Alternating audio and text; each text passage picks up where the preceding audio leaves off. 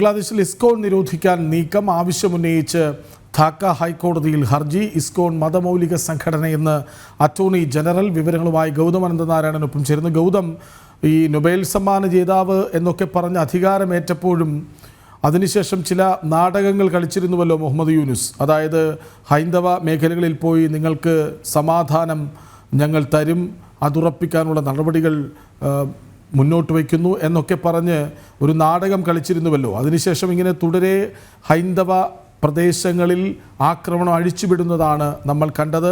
ഒടുവിൽ ഇസ്കോണിനെ നിരോധിക്കാൻ വരെ നീക്കം നടക്കുന്നു. ഒരുപക്ഷെ അതിൻ്റെ ആദ്യ പടിയെന്നോണമായിരിക്കണം കഴിഞ്ഞ ദിവസം അറസ്റ്റ് നടന്നതും, അല്ലേ?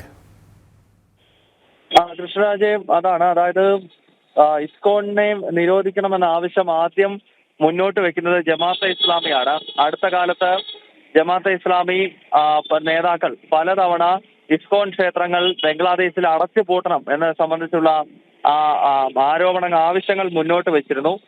കാരണം ഇസ്കോണിനാണ് ഏറ്റവും അധികം മതന്യൂനപക്ഷങ്ങൾക്കിടയിൽ അവിടെ സ്വാധീനമുള്ളത്. പ്രത്യേകിച്ച് ഹിന്ദുമത വിശ്വാസികൾക്കിടയിലും ക്രൈസ്തവ വിശ്വാസികൾക്കിടയിലും ഒക്കെ ഇസ്കോണിന് വലിയ സ്വാധീനമുണ്ട്. അതിനാൽ ഇസ്കോണിനെ ലക്ഷ്യമിട്ടുകൊണ്ട് ഇസ്ലാമിക തീവ്രവാദികൾ രംഗത്തെത്തിയിട്ട് വർഷങ്ങളായി. പലപ്പോഴും അവിടെ ദീപാവലി, അതോടൊപ്പം തന്നെ വിജയദശമി പോലുള്ള ആഘോഷങ്ങൾക്കിടയിൽ ഇസ്കോൺ ക്ഷേത്രങ്ങൾ ആക്രമിക്കുന്ന പതിവ് സംഭവമാണ്.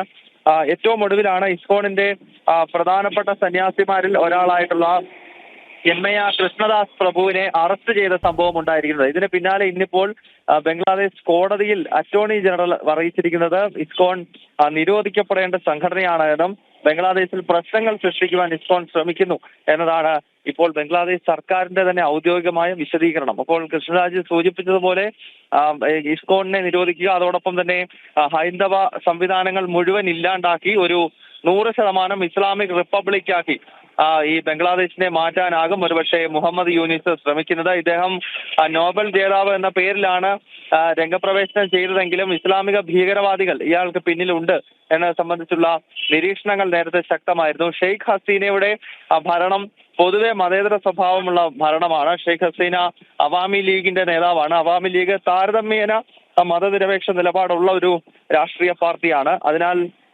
ജമാഅത്തെ ഇസ്ലാമി ഉൾപ്പെടെയുള്ള ഭീകര സംഘടനകൾ അവാമി ലീഗിന്റെ ഭരണം അവസാനിപ്പിച്ചുകൊണ്ടാണ് പിന്നീട് ഈ വിദേശത്ത് നിന്നും ഇപ്പോഴത്തെ മുഹമ്മദ് യൂനിസിനെ കൊണ്ടുവന്നത്. അന്ന് മുതൽ തന്നെ ഈ ഹൈന്ദവ സമൂഹത്തിനെതിരെയുള്ള അക്രമ സംഭവങ്ങൾ വീണ്ടും രൂക്ഷമായിരുന്നു. മുഹമ്മദ് യൂനിസിന്റെ ഭരണകൂടത്തിന് കീഴിൽ ഇപ്പോൾ ഇസ്കോൺ ഉൾപ്പെടെയുള്ള സംഘടനകളെ നിരോധിക്കുന്നതിനെ പറ്റിയും സർക്കാർ ആലോചിക്കുകയാണ്. ശരിയാണ്. ശ്രീ രവിശങ്കർ പറഞ്ഞതുപോലെ ആയുധമെടുത്തല്ല ഇസ്കോൺ സന്യാസികൾ ഇസ്കോൺ പ്രതിഷേധിക്കുന്നത്. അവിടെയും ആക്രമിച്ചു കീഴ്പ്പെടുത്തുക, അറസ്റ്റ് ചെയ്ത് തുറുങ്കിലടയ്ക്കുക, അതിനുശേഷം നേതൃത്വത്തെ ഒന്നാകെ പിടിച്ച് ഇസ്കോണിനെ അങ്ങ് ഇല്ലാതാക്കുക, പടിപടിയായി അതിനുള്ള നീക്കം തന്നെയാണ് ഭീകര സംഘടനകളുടെ കളിപ്പാവയായ മുഹമ്മദ് യൂനുസ് നടത്തി വരുന്നതെന്നും വ്യക്തമാകുന്നു, അല്ലേ? കൃഷ്ണരാജ്, ഈ ബംഗ്ലാദേശിൽ ശേഷിക്കുന്നത് 7% ഹിന്ദുക്കൾ മാത്രമാണ്. അവർക്കിടയിൽ നിലവിൽ പ്രവർത്തനങ്ങൾ നടത്തിക്കൊണ്ടിരിക്കുന്നത് ഇസ്കോൺ പോലുള്ള ചുരുക്കം ചില സംഘടനകളാണ്. ധാരാളം സംഘടനകൾ അവിടെ ഹിന്ദുക്കൾക്ക് അവകാശപ്പെടാനില്ല. ഒന്ന്, ഇസ്ലാമിക രാജ്യമാണ്. അതിനാൽ തന്നെ അവിടെ നിയമങ്ങൾ മതന്യൂനപക്ഷങ്ങൾക്ക് അനുകൂലമാകുന്നില്ല. അതിനാൽ ചുരുക്കം സംഘടനകൾ മാത്രമേ ഹിന്ദു മതന്യൂനപക്ഷത്തിനും അതോടൊപ്പം തന്നെ മറ്റ് ക്രൈസ്തവ ജനവിഭാഗങ്ങൾക്കായി പ്രവർത്തിക്കുന്നുള്ളൂ. അതിൽ ഏറ്റവും സ്വാധീനമുള്ള സംഘടന ഇസ്കോൺ ആണ്.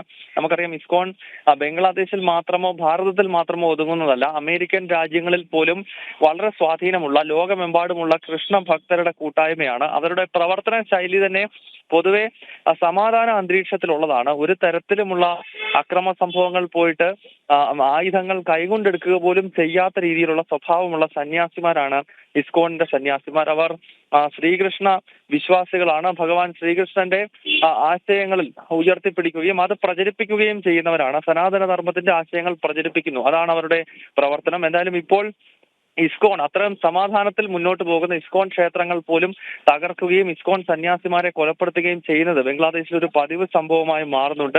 ഈ നിലവിൽ ഈ അറസ്റ്റ് ചെയ്തിരിക്കുന്ന ചിന്മയ കൃഷ്ണദാസ്, ബ്രഹ്മചാരി കൃഷ്ണദാസ്, അദ്ദേഹം വളരെ സ്വാധീനമുള്ള ഒരു ഇസ്കോൺ നേതാവാണ്. അദ്ദേഹം ഈ പൊതുവെ അവിടെ ന്യൂനപക്ഷങ്ങൾക്ക് നേരെ നടക്കുന്ന അക്രമ സംഭവങ്ങൾക്കെതിരെ പ്രതിഷേധിക്കുകയും പ്രതിഷേധ കൂട്ടായ്മകൾ സംഘടിപ്പിക്കുകയും ഒക്കെ ചെയ്യുന്ന വ്യക്തിത്വമാണ്. ഇപ്പോൾ അദ്ദേഹത്തിനെതിരെ എടുത്തിട്ടുള്ള കേസ് തന്നെ വളരെ രസകരമാണ് നോക്കിക്കഴിഞ്ഞാൽ. അതായത് ഇത്രയും ജയിലിൽ അടയ്ക്കുകയും പീഡിപ്പിക്കുകയും ചെയ്യാൻ മാത്രമുള്ള കേസ് എന്ന് പറയുന്നത് കഴിഞ്ഞ ഒക്ടോബർ മാസം 25-ാം തീയതി ധാക്കയിൽ ഒരു പ്രകടനത്തിൽ കാവിക്കൊടികൾ ഉപയോഗിച്ചു എന്നുള്ളതാണ്. കാവിക്കൊടികൾ ഉപയോഗിക്കുന്നത് ബംഗ്ലാദേശ് പതാകയോടുള്ള അനാദരവാണ് എന്ന് ചൂണ്ടിക്കാണിച്ചുകൊണ്ടുള്ള ഒരു കേസിനാണ് ഇപ്പോൾ ഈ സന്യാസിയെ അറസ്റ്റ് ചെയ്തിരിക്കുന്നത്. കൃഷ്ണരാജ്, ശരി. ബംഗ്ലാദേശിൽ ഇസ്കോൺ നിരോധിക്കാൻ നീക്കം ആവശ്യമുന്നയിച്ച് ധാക്ക ഹൈക്കോടതിയിൽ ഹർജി.